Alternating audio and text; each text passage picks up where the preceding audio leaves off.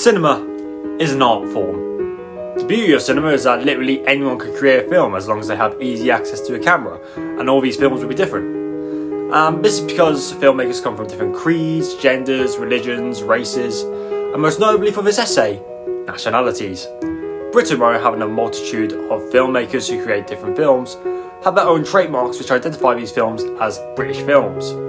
I intend to expand on this in this video essay, as well as explain the history of the BBFC, explain audience expectatorship theory, and conduct my own analysis on the film Aftersun by Charlotte Wells. Now, first off, we have to identify what makes a film British, and for some films this is relatively obvious. For example, the Ken Loach film I, Daniel Blake is British. It was made by a British crew and cast. It was led by British film director Ken Loach. The film takes place in Newcastle, and the plot follows the main character as he tries to get benefit and allowance from the government. You can't really get more British than that. However, in some cases it can be a lot more complicated, such as within the case of the film Gravity, where the film won the award for Outstanding British Film. This is because the film featured American actors and had a Mexican director, and this led to not many people knowing how the film qualified as British. It's because the film got 18 points on the BFI's cultural test for the film. This is a test created by the British Film Institution to see if a film counts as a British film, and it's split into 4 sections: cultural content, cultural contribution, cultural hubs, and cultural practitioners. The film's crew was predominantly British, especially the VFX team, which worked on the effects that take 80 out of the 91 minutes. The film was also shot in Britain, and that led to enough points of the film qualifying as a British film. Aftersun came out at the tail end of 2022, where COVID was beginning to end and the film industry began to recover. It was still a slow year for film, with the most notable releases being Top Gun Maverick, Challengers, and Everything Everywhere all at once. The film is set in Turkey, which doesn't qualify for any points. However, the main characters are Scottish citizens who speak English throughout the film. The film also uses music composed by British composer Oliver Coates. Most of the key staff were British, most notably runners, gaffers, camera operators, and boom mic operators. Aftersun had a budget of £2.2 million, which is relatively short for a feature-length film that's set to get a theatrical release. It wasn't helped by the fact the weekend release only grossed like £47,000. However, over its domestic lifespan, it grossed roughly £6 million, which led to a profit of £4,400,000. Aftersun is a British film. The film was publicly funded, with various institutions funding the film's production and development. £250,000 was received by the Scotland Film Production and Development Fund, and £920,000 was also given in combination by the BFI and BBC Film. The film also stars Scottish actor Frankie Corio and Irish actor Paul Mescal, and the film was the debut feature by Scottish director Charlotte Wells. The main difference between Hollywood films and British films is scale. Hollywood films tend to have a massive budget, mainly just because of the sheer scale of the films. One example would be The Batman, released in 2022, which had an estimated budget of £185 million, £143 million if you want to go there. Compare this to Aftersun's £2.2 million budget, the differences are painfully obvious. Hollywood also plays it a lot more safe, a lot less willing to take risks. For example, in 2024, the top 10 films were 8 sequels, a prequel, and an adaptation of a musical, which was Wizard of Oz. This just proves that Hollywood films are a lot less willing to make original properties. The MCU encapsulates this idea, just utilising major film stars and already existing IPs that force you to watch the previous film. I would call it lazy, but I don't even think that can anywhere near describe it. Aftersun was released in 2022, so while COVID wasn't as bad as it was at the beginning of the decade, the film industry was still recovering from COVID-19, so Aftersun's UK distribution company, Mubi, aimed to engage its target audience, who are young film goers, to try and raise an awareness for Aftersun's cinematic release. Mubi's solution was to create 2 collaborations, one with Massive Cinema and the other one with fashion brand Script. Oh, I believe that's how you say it.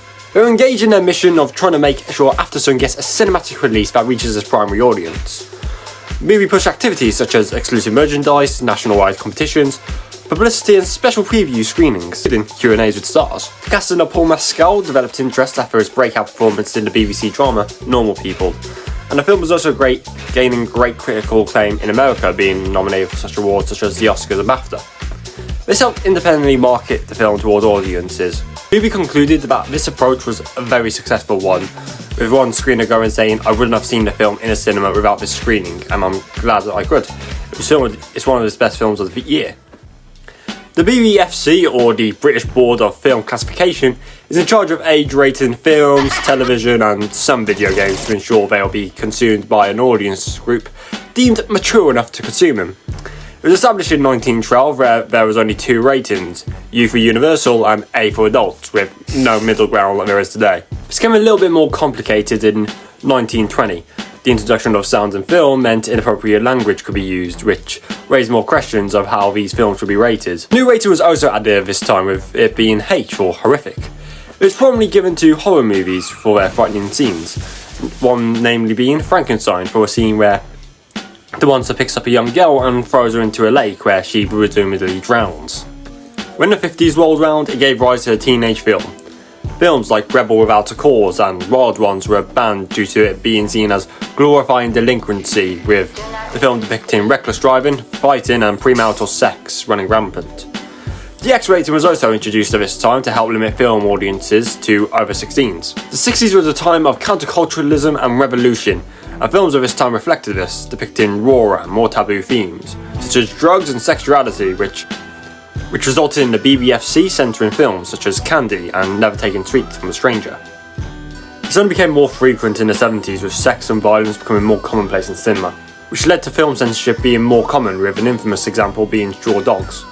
The 70s also introduced more ratings, with U for anyone or universal, A for advisory, AA which meant 14 years old and older, and X for 16 to 18-year-olds. Now, by the time the 80s rolled round, it was coined as the decade of the video nasties. The term was coined by British teacher and leader of the National Viewers and Listeners Association, Mary Whitehouse. Now, while Whitehouse never really defined what a video nasty is, it's heavily assumed from the book Horror Film by James Kendrick that she meant gore films, which meant Evil Dead 2 was claimed as the #1 nasty. It also introduced more ratings, such as in 82, A changing to PG, AA changed into a 15, and F changed into an 18, with R18 being reserved for unrated films such as sexual films.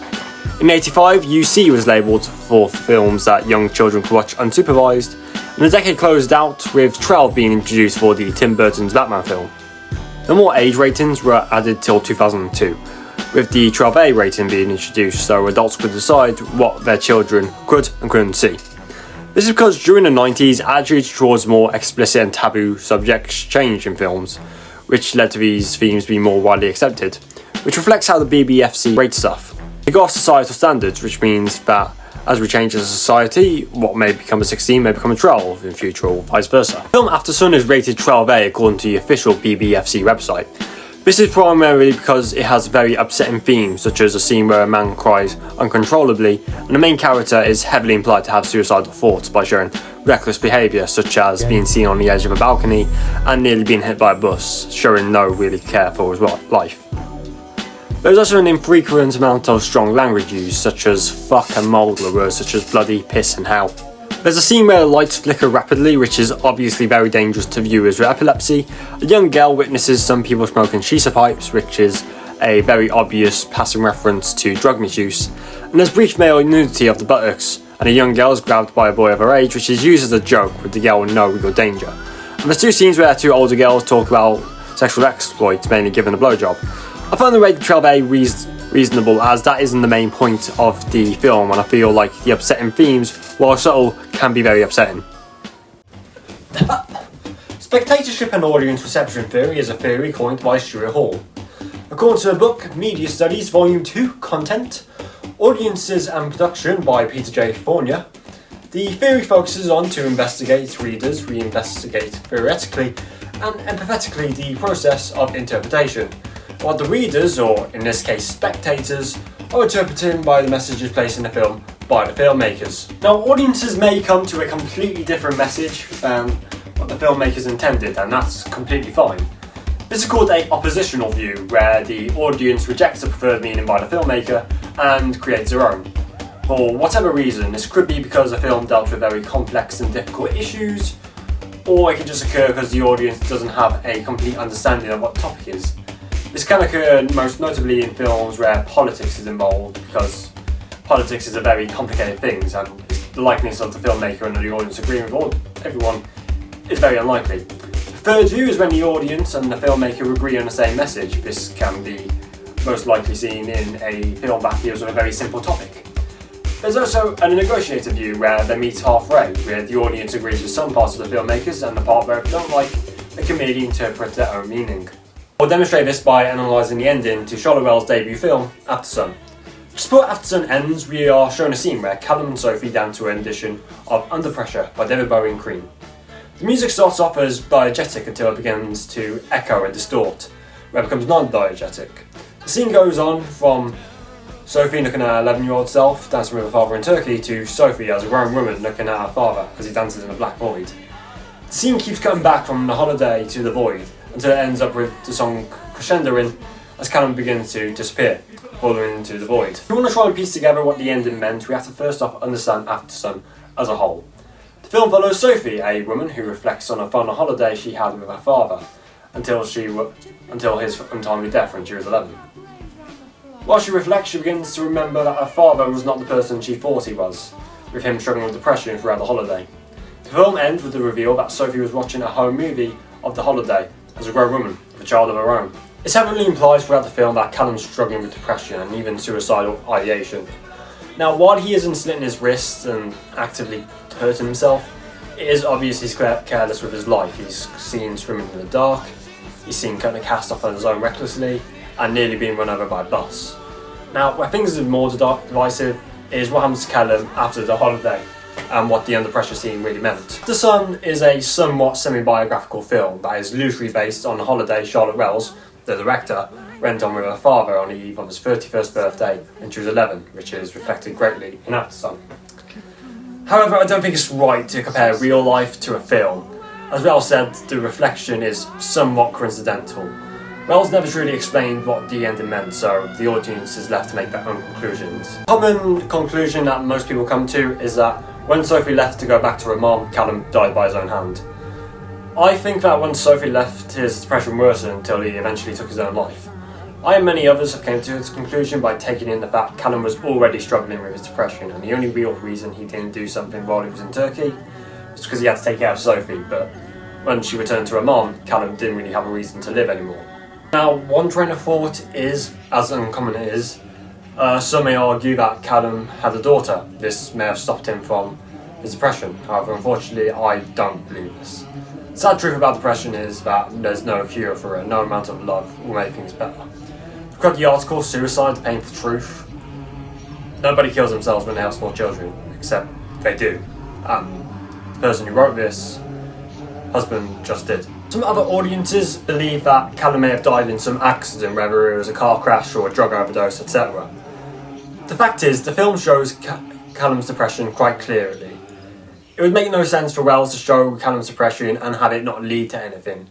In film, there was a term called Chekhov's gun, where if a gun is seen, a gun must go off, and in this case, the metaphorical gun is Callum's depression, and unfortunately, all facts point towards Callum taking his own life. I hope after watching this, you have a better understanding of how British and Hollywood films are different, how spectatorship and reception audience theory can help us come to our own conclusions about film, and how the BBFC rates films, and why a film may reach a certain rating. This has been Sam Wood, signing out.